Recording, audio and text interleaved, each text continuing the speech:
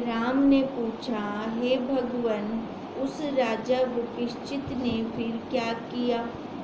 वशिष्ठ जी बोले, हे राम, जो उनकी दशा हुई सो सुनो। 4 विपश्चित राजा थे, है ना, अपने अपने डायरेक्शन में जा रहे थे। वो जो समुद्र को लांघते जा रहे थे, उनकी वार्तालाप चल रही थी। पश्चिम दिशा का विपश्चित वन में विचरता फिरता था कि एक मत हाथी के आगे जा पड़ा और उसने उसे पहाड़ की कंदरा में मार डाला। दूसरे विपश्चित को राक्षस ले गया और बड़वा अग्नि में डाल दिया। वहाँ अग्नि ने उसे भक्षण कर लिया। तीसरे विपश्चित को एक विद्याधर स्वर्ग ले गया। उसने वहाँ इंद्र का मान ना किया, इसलिए उसको इंद्र ने शाप दिया और भस्म कर दिया। इसी प्रकार चौथा भी मरा। अब चारों के चारों लय हो गए। उसके एक मच्छ ने 8 टुकड़े कर डाले। जैसे प्रलय काल में लोग भस्म हो जाते हैं, वैसे ही चारों विपश्चित मर गए। तब उनकी संबित आकाश रूप हुई। शरीर तो गया, अब संबित, है ना, वही अंतःकरण सूक्ष्म शरीर, वो उड़ गई आकाश। परंतु उनको जगत देखने का संस्कार था, है ना। व्रत तो ये लेके बैठा था कि मैं इस माया को जानूं, इसका पार पाऊं। इससे उनकी आकाश रूप संबित फिर जगी, उससे जागृत भाषित होने लगा। अब है वो सूक्ष्म शरीर में, ठीक है, पर उसको ऐसे अंग, जैसे हम स्वप्न देखते हैं, स्वप्न के अंदर हम पूरे होते हैं ना शरीर वाले, वो कैसे होते हैं? सूक्ष्म संबित से होते हैं। अब ऐसे उसको अपने अंग भासने लगे। उसने पृथ्वी, द्वीप, समुद्र, स्थावर, जंगम रूप जगत को देखा और अंतवाक शरीर से वो चेष्टा करने लगे। उनमें से एक पश्चिम दिशा का विपश्चित विष्णु भगवान के स्थान में मरकर निर्वाण हो गया। उससे उसकी संबित में सब अर्थ शून्य हो गए, जो पश्चिम दिशा का था, और वह वहाँ मुक्त हुआ। एक मच्छ के उदर में सहस्त्र वर्ष पर्यंत रहा। फिर एक देश का राजा हुआ और वहाँ राज्य करने लगा। एक चंद्रमा के निकट गया, वहाँ मरकर चंद्रमा के लोक को पहुँचा और एक बहता हुआ समुद्र के पार हो गया और आगे 84,000 योजन पृथ्वी को लांघता गया। अब चारों का बता दिया। एक छूट गया, एक मच्छ के पेट में रहकर फिर बाद में एक देश का राजा हुआ, और एक चंद्रमा के निकट गया और वहाँ मरकर चंद्रमा के लोक को पहुँचा, ये तीसरा हो गया। और चौथा एक बहते हुए समुद्र को पार किया और आगे 84,000 योजन पृथ्वी को लांघता गया। इसी प्रकार चारों फिर जिए और समुद्र, वन और पर्वतों को लांघते गए। सबको आगे 10 सहस्त्र योजन सुवर्ण की पृथ्वी मिली, जहाँ देवताओं के विचरने के स्थान हैं। अब ये कैसे हैं? जैसे हम स्वप्न में होते हैं।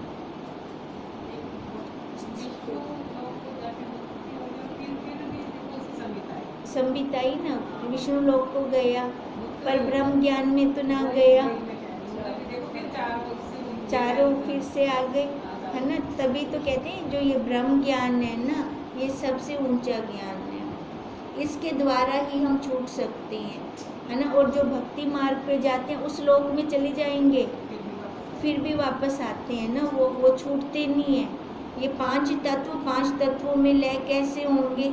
जब हम ये जान जाएंगे कि उसमें और इसमें कोई फर्क नहीं है, खाली ये बाहर का एक कवर है, ये जब ये फीलिंग आनी शुरू हो जाएगी ना, तब हम छूट जाएंगे, तब वो एक में हो जाएगा। चाहे ये है पड़ा ना कवर, तो भी बाधा नहीं करता ये फिर। अब तभी उन्होंने कहा ना, चारों आ गए, वापस आ गए। सबको आगे 10 सहस्त्र योजन सुवर्ण की पृथ्वी मिली, जहाँ देवताओं के विचरने के स्थान है, उसको भी वे लांघते गए। आगे लोक आलोक पर्वत आया, जिसने सब पृथ्वी को घेर लिया। जैसे वृक्षों से वन का आवरण होता है, वैसे ही उस पर्वत ने 50 कोटि योजन पृथ्वी का आवरण किया है। वह 50,000 योजन ऊंचा है। वे उस लोक आलोक पर्वत में पहुँचे, जहाँ तारों का नक्षत्र चक्र घूमता है, उसको भी वे लांघ गए। उसमें आगे एक शून्य नक्षत्र था। अब ये कैसे जा रही है? संबित से, सूक्ष्म संबित से। वह महाशून्य था, वहाँ पृथ्वी जल आदि कोई तत्व न था। एक शून्य आकाश है, जहाँ न कोई स्थावर पदार्थ है, न कोई जंगम पदार्थ है, न कोई उपजता है, न कभी मिटता है। उसको भी उन्होंने देखा। इसी प्रकार संपूर्ण भूगोल उन्होंने देखा। राम ने पूछा, हे भगवान, भूगोल क्या है? किसके आश्रय में है? उसके ऊपर क्या है? वशिष्ठ जी बोले, हे राम, जैसे गेंद होता है वैसे भूगोल है। भूगोल ये बात नक्षत्र हो गए ना ऊपर, स्पेस, जिसको हम स्पेस बोलते हैं। और वह संकल्प के आश्रय में है। उसके सब ओर आकाश है, सूर्य, चंद्रमा, नक्षत्र सहित यह चक्र फिरता है। हे राम, यह कोई वस्तु बुद्धि से नहीं बनी, किसी ने ये बुद्धि से नहीं बनाया। अब है तो वो एक बॉल, पृथ्वी को देखो स्पेस से क्या लगेगी? बॉल, गोल एक बॉल ही लगती है। कहती है किसी ने बनाया नहीं है, ये उस सत्ता की नियति से ठहरा हुआ है, संकल्प से बनी है।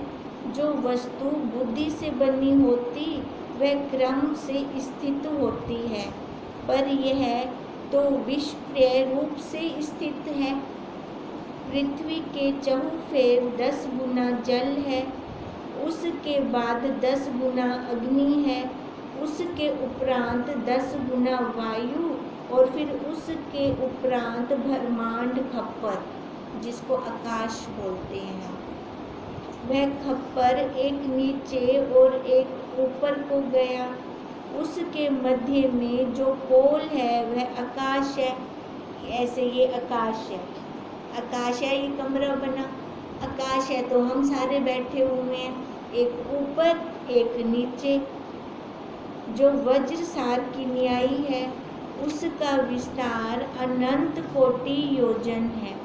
उस ब्रह्मांड का उसमें भूगोल है। उसके उत्तर में सुमेरु पर्वत, पश्चिम में लोक अवलोक पर्वत हैं, और ऊपर नक्षत्र चक्र घूमता है। जहाँ वह जाता है वहाँ प्रकाश होता है। कौन? जहाँ वो जाता है वहाँ प्रकाश होता है ना, अपनी सत्ता जहाँ है वहाँ प्रकाश है, अंधेरा कभी नहीं होगा वहाँ पर। और जहाँ वह नहीं होता वहाँ तम रूप भासित होता है। अब तम रूप किसको भासित होता है? अज्ञानियों को होता है। अज्ञानियों के आगे अंधेरा होता है, और ज्ञानी हमेशा मस्त रहते हैं। सो सब संकल्प की ही रचना है संकल्प से है ना। देखो संकल्प से मैंने मान लिया कि मैं ब्रह्म हूँ, मैंने अब संकल्प कर लिया ये, तो मेरे को वैसे दिखेगा। अगर मैं संकल्प मान लूँ कि मैं माँ हूँ, बहन हूँ, पत्नी हूँ, तो फिर वैसे फीलिंग आएगी। उस फीलिंग में दुख है, और जो ब्रह्म वाली फीलिंग करते हैं उसमें है ही नहीं, दुख का नामो निशान नहीं है, अंधेरा ही नहीं है वहाँ पर। सो सब संकल्प की रचना है। जैसे बालक संकल्प से पत्थर का बट्टा रचे, वैसे ही चैतन्य रूपी बालक ने यह संकल्प रूपी भूगोल रचा है। हे राम, जैसे जैसे उस समय उसमें निश्चय हुआ है, वैसे ही वैसे वह स्थित हुआ है। अब ये भूगोल बाहर नहीं दिखा रहे, कहाँ दिखा रहे हैं? अब अपने अंदर है ना, पोलम पोल है ना, अंदर आकाश है ना। अब इस आकाश में हम जो संकल्प करते हैं हमारा वही फलीभूत होता है। जहाँ पृथ्वी रची है वहीं वह स्थित है। अब ये पृथ्वी है, बाहर वाली हमारा ये आकार, ये पृथ्वी है। जहाँ खात रचा है वहाँ खात ही है, परंतु जैसे स्वप्न में अविद्यमान प्रतिभा होती है वैसे ही भूगोल है। अब स्वप्न में मनुष्य देखो, जब स्वप्न देखते हैं अपने बिना नहीं देख सकते। मैं जरूर होऊंगी जो मैं स्वप्न देख रही हूँ स्वप्न में, और उस स्वप्न के अंदर ये पूरा आकार होगा, इंद्रियों वाला होगा, ठीक है, बिना इंद्रियों के तो नहीं होता। और जब हम स्वप्न से बाहर आते हैं फिर वो सारा कहाँ गया? सारा कितनी इंद्रियां, कितनों को हमने देखा है ना। कई बार तो हम कितनी बड़ी यात्रा भी कराते हैं, रेलगाड़ी पे बैठ के भी घुमाते, वो रेलगाड़ी कहाँ गई? कहाँ गई? था ही नहीं, है ना। पर देखा तो, जिस काल में देखा वो काल में सत्य था, और जिस काल में मैंने जागृत अवस्था में आई उस काल में वो असत्य हो गया। ऐसे कह रही हैं, वैसे ही सारा भूगोल जो आकाश है, पोलम पोल, उसके अंदर चल रहा है ये। हे राम, जिनको ऐसा ज्ञान है कि सुमेरु में देवता और पूर्व आदि दिशाओं में मनुष्य आदि जीव रहते हैं, वे पंडित होने पर भी मूर्ख हैं, क्योंकि उन्होंने एक जगह पे एक को निश्चित कर दिया। ये पूर्व दिशा होगी, ये उत्तर हो गया, ये पश्चिम हो गया। उस भगवान ने कुछ निश्चित किया। हम कहते हैं ये ब्रह्म मुहूर्त है, जो कनाडा में बैठे होते हैं जब यहाँ सो रहे होते हैं उनके लिए ब्रह्म मुहूर्त हो रहा होता है। फिर बताओ ब्रह्म मुहूर्त कब हुआ? ये हमने निश्चित कर रखे है ना, हमने निश्चित कर रखे हैं। कहते हैं वो जिन्होंने ऐसा पंडित होने पर भी वो मूर्ख हैं, जिन्होंने ये सब निश्चित कर रखे हैं, क्योंकि ये देवता आदि तो भरम मात्र हैं, कुछ बने ही नहीं। वो तो देखो शिव शिव रे, हमने पहले पीछे किया था ना, है ना, ब्रह्मा जी रे, विष्णु जी रे। वो तो नहीं भूले अपने स्वरूप को, हम भूल गए। वो क्यों नहीं भूले? क्योंकि वो बने ही नहीं। मतलब आकार जो था उस आकार पे बैठे नहीं वो। जैसे बता रहे थे कि शिव जी ने ब्रह्मा जी का 5वां मुख काट दिया, वो समर्थ थे अपने मुख को लगाने में, फिर भी उन्होंने लगाया नहीं। वो क्या समझ रहे थे, लगा लूँगा तो फायदा नहीं है, काट दिया तो कोई घाटा नहीं है, क्योंकि शरीर के ऊपर उनकी दृष्टि नहीं थी। जो सुमेरु सरीखे तत्व वेता हैं, उनको ज्ञान नेत्र से आत्म सत्ता ज्यों की त्यों दिखती है। अब ये कह रही हैं जो सुमेरु सरीखे तत्व वेता है, मतलब जो पहाड़ की तरह अडिग खड़े हैं, अपने निश्चय से हिलते नहीं, उनको ये ज्ञान नेत्र से, अब ज्ञान नेत्र कौन सा हो गया? अपना तीसरा नेत्र हो गया। ज्ञान नेत्र से वो आत्म सत्ता में स्थित खड़े हैं। उनको आत्म सत्ता में दृढ़ता इतनी है कि वो ज्यों की त्यों स्थिति बनी खड़ी है उनकी। और जो अज्ञानी मन सहित षट इंद्रियों से देखते हैं तो उनको जगत दिखता है, ठीक है। अज्ञानियों को क्या दिखेगा? मन के द्वारा देख रही है ना, तो मन के साथ तो इंद्रियां भी जुड़ गई सारी, अब उससे तो इनको मेरा तेरा दिखेगा। जहाँ मेरा तेरा होगा वहाँ राग भी होगा, द्वेष भी होगा, तो वहाँ से जगत शुरू हो गया। ज्ञानवानों को पर ब्रह्म सूक्ष्म ज्यों का त्यों भासता है, वे जगत को असत जानते हैं। अब ऐसा नहीं होगा कि ज्ञानवान को ये जगत दिखेगा ही नहीं, दिखेगा उनको भी, पर उनकी दृढ़ता कहाँ होगी? अपने स्वरूप में। वो जान रहे होंगे ये रस्सी है, सांप नहीं है। और अज्ञानी को सांप भास रहा होगा, मतलब अज्ञानी को ये जगत भास रहा होगा, और ज्ञानी को अपना स्वरूप दिख रहा होगा। जगत वैसे का वैसे होगा दोनों के लिए।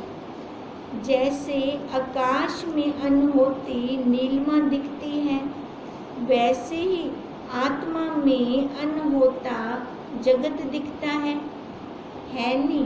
अनहोता कल्पना से, और कल्पना से कितने हम कल्प रहे हैं। कल्पना का कोई वजूद है? हमने कितना वजूद बना दिया, और उस वजूद में हम दुखी भी हो रहे हैं। फिर बताओ मूर्ख कौन हुआ? हम स्वयं ही मूर्ख हुए। जैसे नेत्र दोष से आकाश में तरवर दिखते हैं, वैसे ही अज्ञान से आत्मा में जगत भासित होता है। हम कहें कि दो दो चंद्रमा है बाहर, हैं क्या?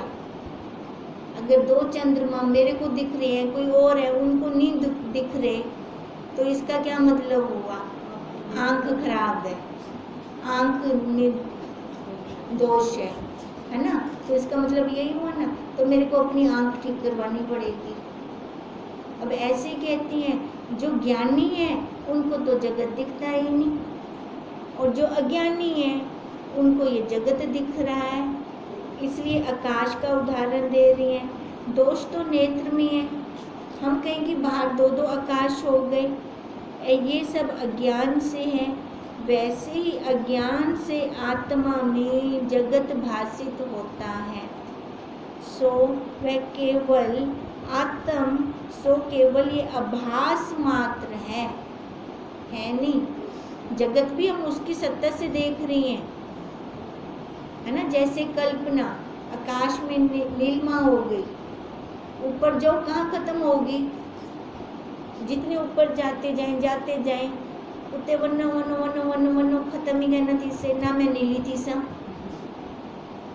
है ना? तो इसका मतलब ये सारी कल्पना है ना, कल्पना के अंदर हो रहा है ना। हे राम, जगत उपजा भी दिखता है और नष्ट होता भी दिखता है, परंतु बना कुछ नहीं। जैसे बच्चे को परछाई के अंदर बेताल भी उपजा दिख गया, बेताल नष्ट हुआ भी दिख गया, पर बना था ही नहीं। जैसे हम कहें रस्सी में सांप है ना, उससे मेरे को भय भी लग रहा है, खाली प्रकाश हो गया, वो सांप भाग गया, है ही क्या ना? उसमें मेरा भरम था, तभी मैं देख रही थी उस सांप को।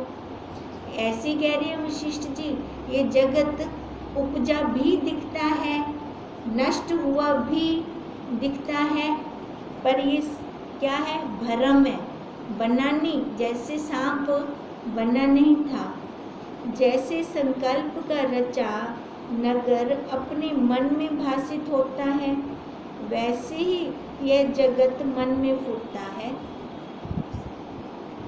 एक को रस्सी दिख रही है, एक को सांप दिख रहा है, वास्तव में तो रस्सी है, अब सांप उसके मन में बसा ना। अब ऐसे ही कह रहे हैं, ये हमारी मन की कल्पना है। यह संपूर्ण भूगोल संकल्प में स्थित है। जैसे बालक संकल्प करके पत्थर को बटा रचे, वैसे ही भूगोल है।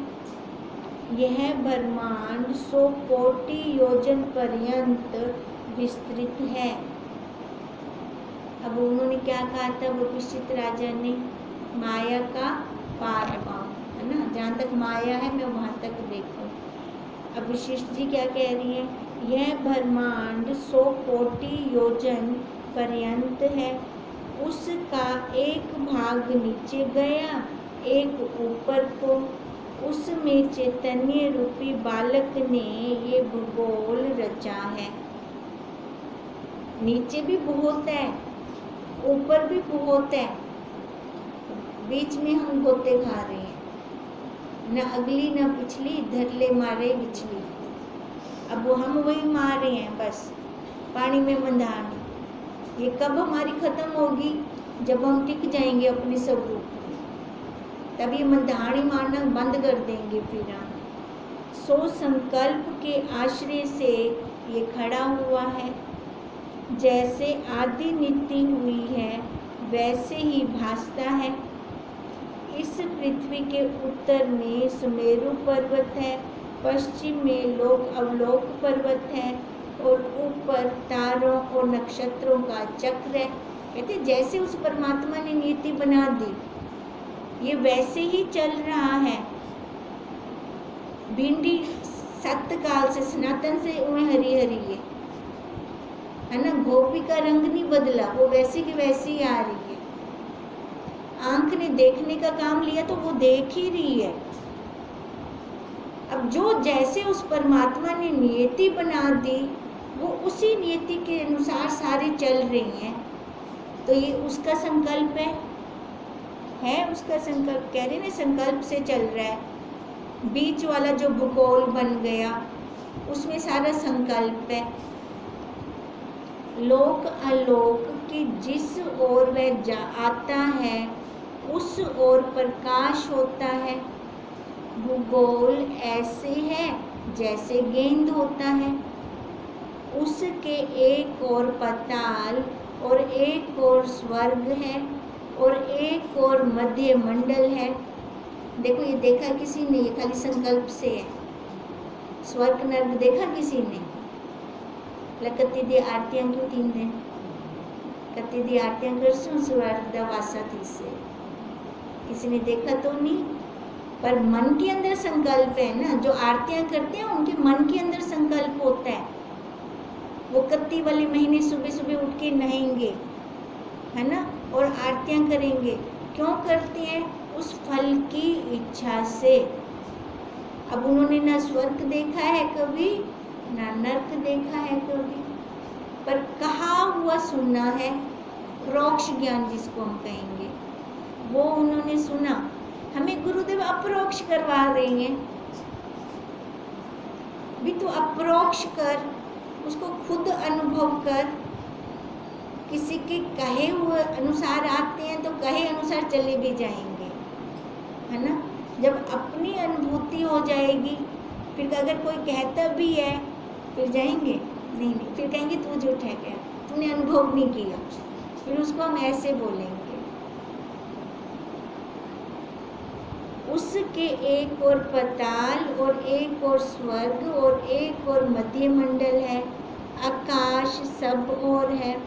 पातालवासी जानते हैं कि हम ऊपर, आकाशवासी जानते हैं कि हम ऊपर हैं, और मध्यवासी जानते हैं कि हम ऊपर हैं। इस प्रकार भूगोल है। जो जहाँ खड़ा है ना वो जान रहा है। पाताल वाला पाताल में जान रहा है, आकाश वाला आकाश में जान रहा है, मध्य वाला मध्य में जान रहा है। तो ये क्या है सारा? ना पाताल वाले ने आकाश वाले को देखा, ना आकाश वाले ने पाताल वाले को देखा, ना मध्य वाले ने दोनों को देखा, ना नीचे को ना ऊपर को। पर जान तो हर कोई रहा है, अपने संकल्प के साथ जान रहा है वो। इस प्रकार भूगोल है। उसके ऊपर महत्तम रूप एक शून्य खात है। वहाँ ना पृथ्वी है, ना कोई पहाड़ है, ना स्थावर है, ना जंगम है, और ना कुछ उपजा है। खात मतलब खाई, खाली स्थान, खाई खाई खाई खाई। वहाँ पे किसी ने कुछ नहीं देखा, है ना।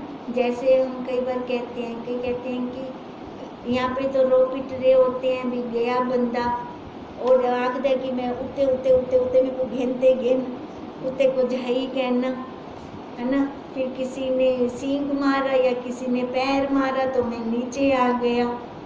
अब ये क्या है, सारी अनुभूति करके आया ना वो बंदा, भी ऐसे ऐसे गया। तो वो कह रहे क्या है, सारी खाई है, खाई के अलावा कुछ मिलना ही नहीं है, चाहे नीचे जाओ चाहे ऊपर जाओ। वहाँ ना पृथ्वी है, ना कोई पहाड़ है, ना स्थावर है, ना जंगम है और ना कुछ उपजा है। उसके ऊपर एक सुवर्ण की दीवार है जिसका विस्तार 10 सहस्त्र योजन है। इन सब खाइयों को पार कर लोगे फिर वो दीवार दिखेगी। उसके ऊपर 10 गुना जल है, वह पृथ्वी को चहुफेर से घेरे है।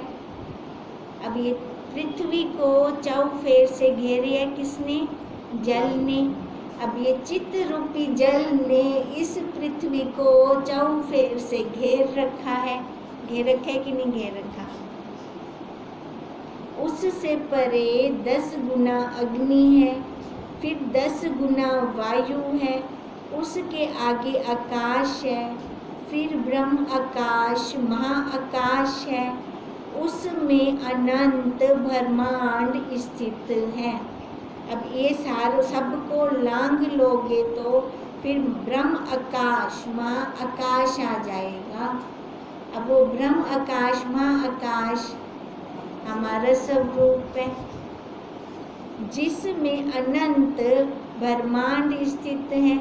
निकालेंगे तो निकलेंगे, लय करेंगे तो लय हो जाएंगे।